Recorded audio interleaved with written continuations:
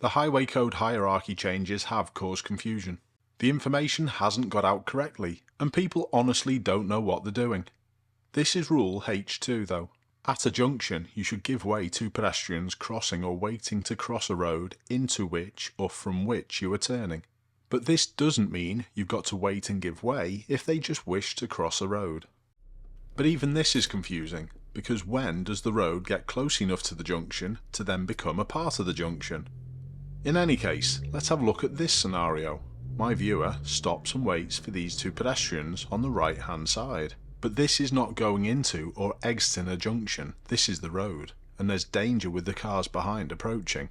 You may feel as though you're helping people out by allowing them to cross, but really it's no different than beckoning them across. They feel compelled to go, and if they're not looking properly, you've got problems. And this next clip's quite similar. My viewer again holds back and lets the pedestrian on the left hand side cross the road. But if you look at the vehicle behind, it's catching up. There's no reason for my viewer to slow. So this car behind could have overtaken. Notice also how the pedestrian rushes. They could have tripped and fell, and then you've also got problems. So what is my advice?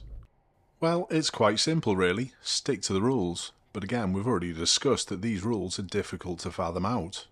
I wouldn't stop and give way to a pedestrian on a road unless there was obvious danger to them. But you always need to be ready to give way if someone's taken priority even though they shouldn't have. Just like in this clip, and also be ready for a little bit of anger. Pedestrians have also got the wrong idea. What the hell? Yes. Changes recently. Yeah. What are they? You saw me coming. What are they? You saw me What coming. are the changes in the highway code? I'm not going to argue with you. Hey. Although this guy shouldn't have just stepped out into the road, my viewer did a reasonable job just to hold back and defuse the situation. If he had been crossing at the dropped curbs either side, I think I would have held back and waited for him. But literally only 10 metres between you should and shouldn't give way shows you what an utter shambles all these rules are. And don't forget, that's just my take, because I actually don't know.